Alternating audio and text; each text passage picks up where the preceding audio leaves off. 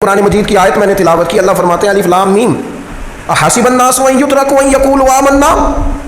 اللہ فرماتے ہیں کہ لوگوں نے یہ گمان کیا ہے کہ انہیں چھوڑ دیا جائے گا صرف یہ کہہ دینے پر کہ ہم ایمان لے آئے۔ انہوں نے کہا ہم ایمان لے آئے تو اب انہیں چھوڑ دیا جائے گا، بس ختم، اتنی بات پر چھوڑ دیا جائے گا، وہم لا یفتنون، اور انہیں آزمایا ہی نہیں جائے گا۔ فرمایا ایمان لانے کے بعد صرف ایمان پر ہی تمہیں چھوڑا نہیں جائے گا بلکہ تمہیں آزمایا جائے گا، تمہاری آزمائش ہوگی۔ کس طرح؟ وَلَنَبْلُوَنَّكُمْ بِشَيْءٍ مِّنَ الْخَوْفِ وَالْجُوعِ وَنَقْصٍ مِّنَ الْأَمْوَالِ وَالْأَنفُسِ وَالثَّمَرَاتِ، تمہیں کسی نہ کسی ایک چیز سے ضرور آزمائیں گے، یا خوف سے آزمائیں گے، بھوک سے آزمائیں گے، جانوں اور مالوں کی کمی سے، پھلوں کی کمی سے آزمائیں گے۔ اور یہ پھلوں کی کمی سے مراد، علماء تفسیر نے لکھا اس سے مراد اولاد کا انتقال کر جانا بھی ہے، وہ بھی پھل ہوتی ہے۔ تمہیں آزمائیں گے اور اگر تم پورے اترے تو وبشر الصابرین، رب فرماتا ہے محبوب پھر صبر کرنے والوں کو میری رحمت کی خوشخبری سنا دے، پھر انہیں خوشخبری دے دے میرے کرم کی۔ میرے عزیز، زندگی میں آزمایا جائے گا۔ نبی اکرم نور مجسم شفیع معظم صلی اللہ علیہ وسلم کی بارگاہ میں حضرت خباب بن ارت رضی اللہ تعالیٰ عنہ حاضر ہوئے، حضور خانہ کعبہ کے ساتھ ٹیک لگائے بیٹھے تھے، تو حضرت خباب عرض کرنے لگے یا رسول اللہ اتنی تکلیفیں آ رہی ہیں، کافر اتنا ستا رہے ہیں، ہمیں پریشان کیا جا رہا ہے، ہم سخت آزمائش میں، حضور آپ اللہ کی بارگاہ میں دعا کیوں نہیں کرتے ہمارے لیے؟ تو نبی پاک علیہ السلام فرمانے لگے تم سے پہلے لوگوں کا حال پتہ کیا تھا؟ یہ صحیح حدیث بخاری میں موجود ہے۔ فرمایا تم سے پہلے لوگوں کا حال یہ تھا کہ انہیں گڑھے کے اندر رکھ کے ان کے جسم کو مٹی سے دبا کے پھر ان کے سروں پر آریاں رکھ کے چیر دیا جاتا تھا، لیکن پھر بھی وہ اپنے دین سے ہٹا نہیں کرتے۔ نبی پاک علیہ السلام فرمانے لگے تم سے پہلے لوگوں کا یہ عالم تھا کہ ان کے جسم لوہے کی کنگھیوں سے کریت دیے جاتے تھے، ان کا گوشت اتار دیا جاتا تھا، لیکن وہ اپنے دین سے ہٹنے کو تیار نہیں ہوتے تھے۔ یاری تیری سونا پر آزمائشاں تیریاں اگ، اے سونا پرکھیا جامدہ ہی پہلو نال اگاں دے لگ۔ اپنی زندگی میں تیار رہیں، ذہنی طور پر آزمائش کے لیے تیار رہیں، مزاج بنائیں۔ جب بندہ پہلے سے تیار ہوتا ہے نا، اس کا خیال ہوتا ہے کہ آزمائش آ گئی تو میں نے صبر کرنا ہے، پہلے سے اس کی تیاری ہوتی ہے، پھر وہ ذرا گھبراتا نہیں، پریشان نہیں۔ ہم تیار نہیں ہیں ذہنی طور پر۔ ہر بندے کو سکھ چاہیے، ہر بندے کو، بلکہ ہمارے ہاں تو لوگ کہتے ہیں مرید ہو رہا ہوں تاکہ میری طرف تکلیف کوئی نہ آئے۔ تو میں کیا کرتا ہوں، پہلے پیر سے پوچھ لو اسے کبھی آئی ہے کہ نہیں، اگر اسے آئی ہے تو پھر اس کا مطلب ہے تمہیں بھی آ سکتی ہے۔ لوگ نماز اس لیے شروع کرتے کہتے ہیں میں 5 نمازیں بھی پڑھتا ہوں، میں صدقات بھی کرتا ہوں، کام میرا پھر نہیں چلتا۔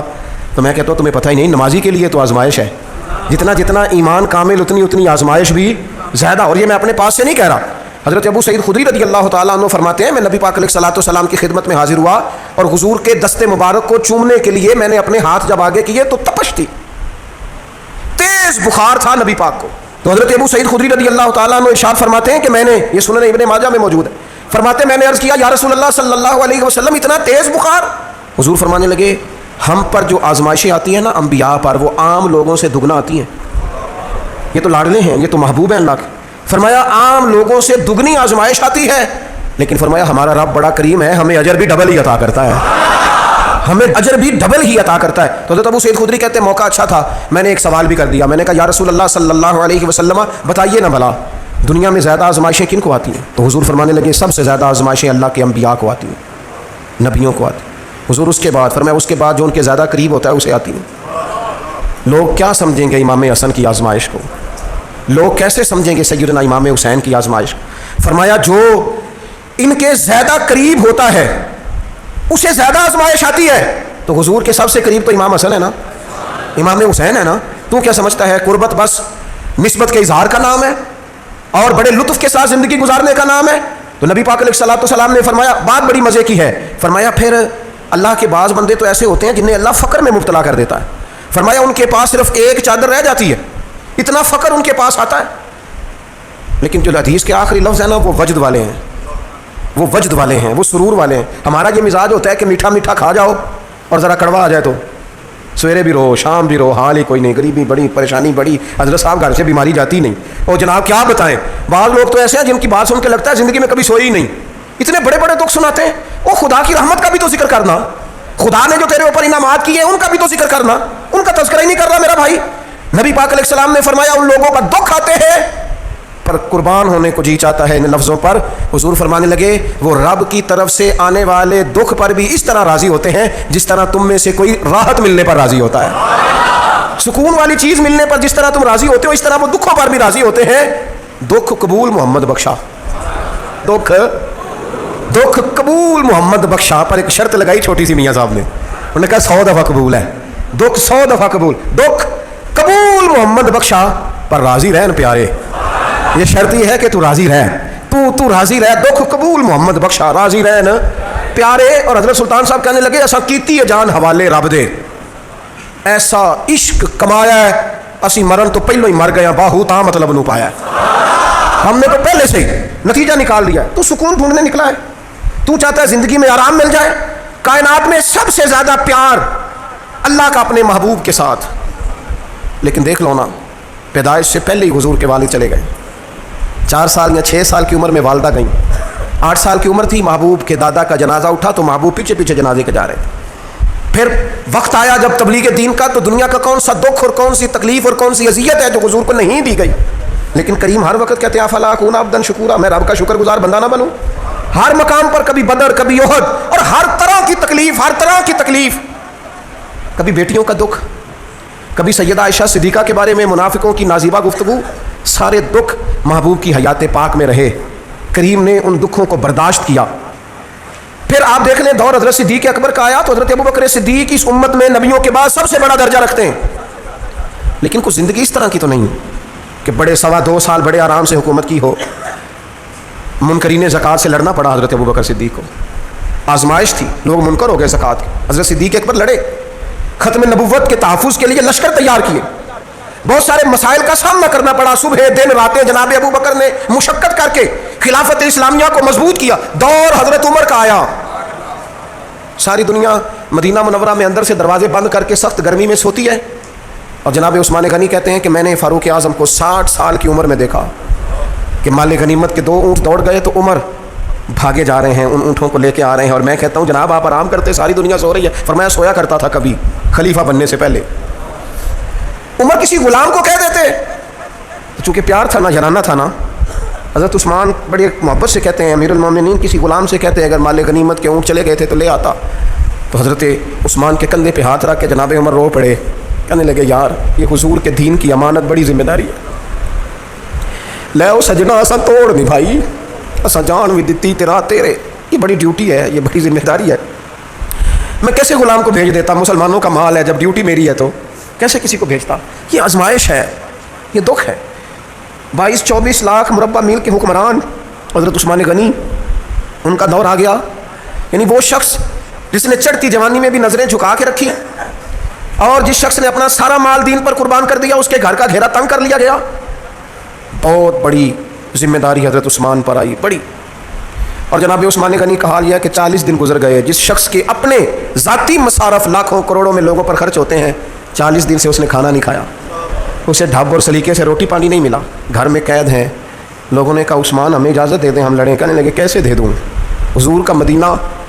اور میری وجہ سے خون بہہ جائے، بس میرے اوپر آئی ہے تو میں نبھاؤں گا، یہ ذمہ داری ہے۔ کہا پھر عثمان خلافت، فرمایا یار یہ بھی میری مجبوری ہے، میرے نبی پاک نے فرمایا تھا عثمان اللہ تمہیں قمیض پہنائے گا، لوگ اتارنا چاہیں گے، دیکھنا اتارنا نہ، وہ قمیض نہ اتارنا، کیسے چھوڑ دوں؟ حضرت عثمان بھی شہید ہو گئے، جناب عمر بھی شہید ہو گئے، حضرت علی المرتضیٰ شیر خدا وہ کیا 9-10 سال کی عمر سے حضور کے ساتھ چلے، ہر غزوے میں، ہر میدان میں، ہر جہاد میں، ہر جگہ آگے آگے،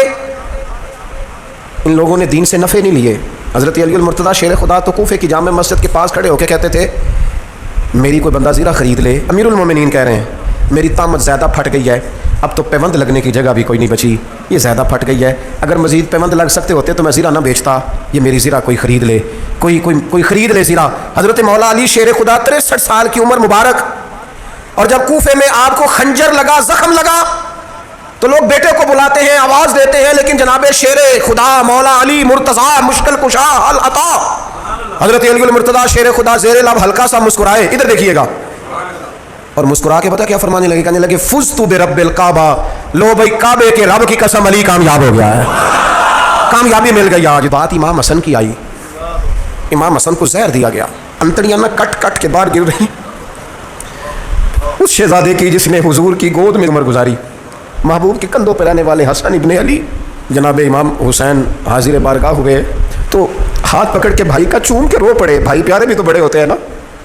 بڑے پیارے ہوتے ہیں، اور ان لوگوں کا منصب بڑا انوکھا ہے، شدید تکلیف ہے۔ تو امام حسین کہتے ہیں میرے بھائی حسن بتائیے آپ کو زہر کس نے دیا، رو کے پوچھتے ہیں، بھائی کا ماتھا چوم کے امام حسن رو پڑے، کہنے لگے حسین میری مجبوری ہے، میں تمہیں نہیں بتاؤں گا۔ کہا کیوں؟ فرمانے لگے اس لیے کہ اگر وہ نہیں جس پر مجھے شک ہے تو پھر کسی بے گناہ کا نام کیسے لے دوں، اور اگر وہی ہے نا جس پر مجھے شک ہے تو پھر میں تمہیں نہیں بتاؤں گا، میرا رب بڑا بہتر انتقام لینے والا ہے، پھر بھی نہیں بتاؤں گا۔ کیا کروں، کیسے بتا دوں، مصطفیٰ کا نواسا ہوں، میں پڑھتے ڈالنے والی ماں کا بیٹا، میں شیر سے زیادہ جگر رکھنے والے علی کا پتر، میں کیسے بات کر دوں؟ بس زخم پہ زخم کھا کے جی، خونے جگر کے گھونٹ پی، اور سجنا آہ نہ کر لبوں کو سی، یہ عشق ہے کوئی دل لگی نہیں۔ میرے نبی پاک صلی اللہ تعالیٰ علیہ وآلہ وسلم نے ارشاد فرمایا، اللہ تعالیٰ دین میں جو لوگ سخت ہوتے ہیں نا ان پر مشکلیں بھی سخت ڈالتا ہے۔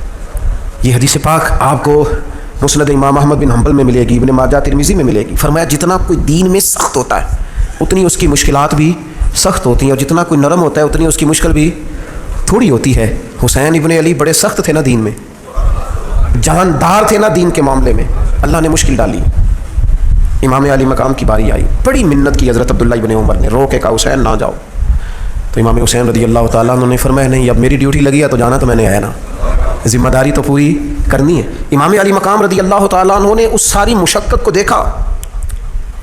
گھر چھوڑنا بڑا مشکل کام ہے، گھر چھوڑنا، جہاں انسان رہا ہوتا ہے نا والدین کے ساتھ، جہاں وقت گزارا ہوتا ہے، کبھی بندہ بوڑھا بھی ہو جائے تو خوابیں اپنے پرانے مکان کی آتی ہے، خواب بھی کبھی آئے نا تو وہیں گھومتا انسان اپنے آپ کو پاتا ہے، لیکن امام حسین نے کہا کہ بس اب وقت آیا ہے تو اب یہ چھوڑنا ہے۔ ہم نہ قربانی دیے بغیر پاس ہونا چاہتے ہیں، ہم کوئی مشقت سہے بغیر نمبر لینا چاہتے ہیں، ہم کوئی کام کیے بغیر رتبہ پانا چاہتے ہیں، ایسا ہوتا نہیں نا، یہ ممکن نہیں۔ آپ تاریخ پڑھیں نا انبیاء کی، حضرت نوح علیہ السلام نے 950 سال محنت کی ہے، اور میں سورہ ہود دیکھتا ہوں تو میں وہ انداز دیکھتا ہوں جس طرح کفر ان سے بات کرتا تھا، بڑی جدوجہد کی حضرت نوح نے، لیکن پتہ ہے دکھ اس سے بڑا کیا دیکھا، اپنا بیٹا ہی کافر ہو گیا۔ مالک امتحان ڈالتا ہے تو بڑے بڑے، اور حضرت نوح نے اپنے بیٹے کو ڈوبتے دیکھا، کہا مالک میرا بیٹا، فرمایا نہیں یہ تیرا ہے ہی نہیں، تیرے طریقے پر نہیں تو تیرا کیسے ہوگا، کسی کی نسل کہلانے کے لیے تو اس کے عقیدے پر ہونا ضروری ہے، تیرا نہیں۔ حضرت نوح نے مشقت دیکھی، واتخذ اللہ ابراہیم خلیلا، ابراہیم اللہ کے پیارے ہیں نا، لیکن زندگی پوری پڑھ کے دیکھ لو، ساری کی ساری مشقت مسائل سے بھری ہوئی، آزمائشوں سے لدی ہوئی، کبھی انہیں قوم آگ میں ڈالتی ہے، اور کبھی 86 سال عمر ہو گئی تو اولاد کوئی نہیں، اور دعا مانگ کے رب بیٹا وہ دیتا ہے جس کی پیشانی میں نور محمدی چمکتا ہے۔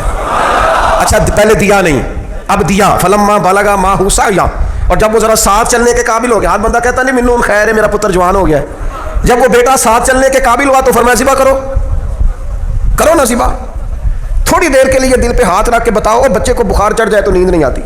مائیں منتیں مانگتی پھرتی ہیں، روتے پھرتے ہیں باپ، بچے کی طبیعت ٹھیک نہیں، فقط بیمار ہے، اور جسے یہ کہا جائے ذبح کر، جناب ابراہیم تیار ہو گئے اور بیٹے کو ذبح کر دیا، چھری چلا دی۔ وہ تو مالک نے کہا کہ ابراہیم تم پر سلام ہو، تم نے اپنا خواب سچ کر دکھایا ہے۔ ساری زندگی دیکھیں نا آپ آزمائشوں سے بھری، ادھر آ جائے نا جناب ایوب ہیں، کتنے بیمار ہو گئے، کتنے بیمار ہو گئے، 12 سال گزر گئے طبیعت خراب کو، 8 دن کے بخار میں لوگوں کے شکوے، 12 سال بیت گئے تو قبول محمد بخشا، بس عرض اتنی ہے کہ راضی رہن پیارے۔ آپ دیکھیں نا جناب یعقوب پیارے ہیں نا اللہ کے، لیکن آدھی زندگی روتے گزر گئی بیٹے کی یاد۔ جناب یوسف پیارے ہیں نا، سونا بنا کے نا، اور باپ کا لاڈلا بنا کے نا، محبت پوری کرا کے، پیار پورا۔ یا بنی لا تقصص رؤیاک علی اخوتک فیکیدوا لک کیدا ان الشیطان للانسان عدو مبین۔ او میرے بیٹے بھائیوں سے بات نہ کرنا ورنہ وہ کچھ چال چلیں گے، شیطان آدمی کا کھلا دشمن ہے۔ اتنا دنیا میں پیارا بچہ اور اس وقت کوئی نہیں تھا جتنے جناب یوسف ہیں، پر یوسف کبھی بھائیوں کی مار کھائیں، کبھی کنویں میں جائیں، کریم کا کرم ہے نا، کنویں میں پھینکے تو بچا لے، لیکن وہاں سے نکلے تو پھر وہ بکیں، پھر کبھی یہاں بکیں، کبھی مصر کے بازار میں بکیں۔ اور یار تو غور تو کر، وہی جناب یوسف اللہ کے پیغمبر پھر جیل جائے، ساری تکلیفیں سہ کے فرمایا لو یوسف اب میں تمہیں مصر کا بادشاہ بناتا ہوں۔ آپ جس کی بھی تاریخ ٹٹول کے لائیں گے نا وہ آزمائشوں والی والا، نہ بولو وَنَّكُمْ بِشَيْءٍ مِّنَ الْخَوْفِ، ہم ضرور تمہیں آزمائیں گے۔ امام حسین کی باری آئی، وطن چھوڑنا ہے حسین کو۔ امام علی مقام نے کہا کہ ہجرت کی تھی نا، حضور نے بھی وطن چھوڑا تھا، دور کھڑے ہیں، نانا تیرے کرم کے خزینے کی خیر ہو، میں جا رہا ہوں تیرے مدینے کی خیر ہو۔ پھر حسین ابن علی وہاں سے نکلے، بچے ساتھ، ڈٹنا پڑا، بھوک پیاس، بچوں کا ساتھ، پھر بچوں کی شہادتیں، یہ ساری چیزیں انسان کو کمزور کر دیتی ہیں نا، لیکن جس کی شان بڑی ہوتی ہے اس کی آزمائش بھی بڑی ہوتی ہے۔ छोटी छोटी बातों से घबरा जाने वाली उम्मत, जरा जरा सी बात पर परेशान हो जाने वाले लोग, लड़खड़ाते कदम, उलझे ख्यालात, बेचैनियां, बेकरारियां, बहते आंसू और हर वक्त मजलूमियत का इजहार करती कौम अगर अपने कदमों पे खड़ा होना चाहती है, उम्मत अगर फिर से उम्मत साजी चाहती है, उम्मत अगर खड़े होके और अल्लाह की अता पर राजी रहकर अपनी जिंदगी गुजारना चाहती है, एक ही फार्मूला है, इस कौम को इमाम हुसैन की सीरत से आगाह कर दो। इस उम्मत को नबी पाक के शानों वाले नवासे की अजमतें बता दो। ये जो लोग सहमे सहमे, डरे डरे से, परेशान से, कमजोर से, गरीबी की बात करते, देहाती होने की बात करते, सहमी सहमी बातें करते, इन्हें कहो डरो ना। वो देखो परदेश में हुसैन इब्ने अली थोड़ी देर पहले हजरत अली अकबर की लाश मुबारक उठा के लाए हैं और ला करके खैमे में रखी है, लेकिन उन्हें पता है कल भी तो जाना है ना, उन्हें पता है ना कितने को साल जीना है, बिल आखिर जाना तो है ना। जिस धज से कोई मक्तल में गया वो शान सलामत रहती है, इस जान की कोई बात नहीं, ये जान तो आनी जानी है। मौत बिस्तर पे भी आ जाया करती है, लेकिन जो मैदानों में डट के रहते हैं उनको तारीख जरा जिंदा रखा करती है। कमजोर जिंदगी ना गुजारो, डरी हुई जिंदगी ना गुजारो, और ये कभी ना कहो हाय हुसैन। हम हाय हुसैन वाले नहीं, हम वाह हुसैन वाले हैं। हमारे बुजुर्गों ने हमें ये सबक दिया है, हमने कहना वाह हुसैन। क्या कमाल कर दी इमाम अली मकाम ने, वाह हुसैन आपकी अजमत पे कुर्बान। इतने सारे दुखों के बावजूद जब शानों वाले नाना का शानों वाला पोता, अजमतों वाली माँ का अजमतों वाला बेटा, जुर्रतमंद बाप का बेटा मैदान में निकलने लगा है, तो डरा डरा सहमा सहमा रो के दिलासे दे के आंसू पूछ के नहीं, बल्कि इमाम हुसैन ने डट के खड़े होके वो इमामा सर पे बांधा जो मोहम्मद अरबी ने अता फरमाया था, वो जुब्बा पहना जो नाना ने दिया था, वो तलवार पकड़ी जो शेर खुदा मौला अली पकड़ते थे, और हुसैन मैयतों के बावजूद मैदान में आए, फरमाया सामने खड़े हो जाओ, तुम्हें खुतबा देना है, इसलिए कि मोहम्मद अरबी का तरीका है जुमे वाले दिन खुतबा दिया जाता है। पूरे वसूख से इत्माम हुज्जत किया। और हुसैन इब्ने अली ऐसे तो नहीं थे कि डरे बड़ा थे तो उनसे तलवार नहीं चली, उन्होंने तलवार चलाई, जो एक एक दो दो करके आते रहे वो कटते रहे, वो कटते रहे। फिर आवाज एक गूंजी पीछे से, वो अकेले अकेले क्यों जाते हो, तुम्हें पता है अली का बेटा है। अली का घर तो वो घर है कि जिस घर का हर एक बच्चा जिसे देखो वही शेर खुदा मालूम होता है। अकेले अकेले जाओगे तो तुम चेहरे की रोशनी नहीं देख रहे, आंखों की सुर्खी नहीं देख रहे, मिजाज का गलबला नहीं देख रहे, तबीयत का भागपन नहीं देख रहे, और जवानी में शहादत की लज्जत से आशना मोहम्मद का नवासा नहीं देख रहे। जरा मिल के जाओ, हाँ हाँ हुसैन इब्ने अली शहीद हुए हैं पर शान शौकत के साथ, हाँ हाँ हुसैन इब्ने अली दुनिया से तशरीफ ले गए हैं पर इज्जत वकार और अजमत के साथ। हाँ हुसैन इब्ने अली का सर कटा है, मुखालिफ ने तो अपनी तरफ से नेज़े की नोक पे चढ़ाया था, पर हुसैन का सर बोल बोल के कह रहा था देख लो मैं कट भी गया हूं फिर भी सबसे ऊंचा हूं, वो देखो मैं सबसे ऊंचा हूं, सबसे ऊंचा हूं मैं। ऐ हुसैन इब्ने अली नाज़िशे आले नबी तुम पर सलाम, ऐ हुसैन इब्ने अली तुम पर सलाम, नाज़िशे आले नबी तुम पर सलाम। किसी ने एक बात की थी, उसने हद कर दी, उसने कहा मौर्रिख तो कितना को लिखेगा, खतीब तो कितना को वाज करेगा, और मुसन्निफ तो हुसैन इब्ने अली की शान में कहाँ तक बात करेगा। तो मेरे इमाम का बाकपन, उनकी जुर्रत, उनकी ताकत, उनकी हिम्मत, उनका कमाल, उनका सबर, उनकी इस्तकामत, उनका हौसला, उनकी जवामर्दी, उनकी हिम्मत कितनी को बयान करेगा, तू रहने दे। उसने कहा फिर क्यों रहने दूं, कहने लगे हुसैन इब्ने अली की शान रिफत कोई क्या जाने ये हसन जाने, हुसैन इब्ने अली की शान रिफत कोई क्या जाने ये हसन जाने, ये अली जाने, ये नबी जाने या खुदा जाने। हमारी ताकत नहीं है कि हम इमाम अली मकाम की अजमत को बयान कर, बस चुप कर मेरे अली, इत्थे जा नहीं हो। इमाम का तज़किरा बंदे को जवान करता है, बाहिम्मत करता है, जीने का हौसला देता है, मैदानों में खड़ा करता है। वही है तेरे जमाने का इमाम बरहक जो तुझे हाजिर व मौजूद से बेजार करे और मौत की शक्ल में दिखला के तुझे जलवा यार जिंदगी तेरे लिए और भी दुश्वार करे। जिंद और पलटना, झपटना, झपट कर पलटना ये लहू गर्म रखने का है एक बहाना। लिहाजा ताकतवर बनो, बाहिम्मत बनो, करबला के वाक़े से ताकत हासिल करो। फिर कहता हूँ हम हाय हुसैन वाले नहीं, हम तो वाह हुसैन वाले हैं। हमारा कहना है कि वाह हुसैन, ऐ हुसैन इब्ने अली तुम पर सलाम, नाज़िशे आले नबी तुम पर सलाम। हम कह रहे वाह हुसैन, वाह हुसैन, वाह हुसैन, वाह हुसैन, या हुसैन, वाह हुसैन, या हुसैन, वाह हुसैन, वाह हुसैन, या हुसैन, वाह हुसैन। अपने मिजाज में ताकत पैदा करो, अपने बच्चों को ये कुव्वत इरादी, कुव्वत फैसला आने वाली नस्ल को मुंतकिल करें, ये हिम्मत, जज्बा। और बिलखुसूस माओ बहनों बेटियों को बताएं कि रो के ना जियो, उस तरह जियो जिस तरह हुसैन इब्ने अली की बहन ने जी के दिखाया। दरबार यजीद में जनाब ज़ैनब ने जब खुतबा पढ़ा ना, दरबार दमिश्क में वो ज़ैनब का खिताब मिंबर पे अली बोल रहे हो जैसे, انہیں کہو کہ ذرا تھوڑا باہمت وقت گزاریں، باہمت، کہیں نہیں ڈگمگائی میرے امام کی بہن، کہیں کمزور نہیں پڑی، طاقت، ہمت، اور انہوں نے بتلایا ہے کہ رو کے وقت نہیں گزرتا، وقت تو چھا کے گزارنا چاہیے مشکلات کے سامنے۔ میرے حضرت صاحب کا ایک شعر ہے، فرمایا کرتے تھے تجھے کیا ڈر ہو ہے اختر، تیرے یاور ہیں وہ یاور، مشکلوں کو جو تیری خود گرفتار بلا کر دے۔ وہ تو مشکل کو مشکل میں ڈال دیں گے جن کو ہم نے مانا ہوا ہے، مشکل کو مشکل میں ڈال دیا جاتا ہے۔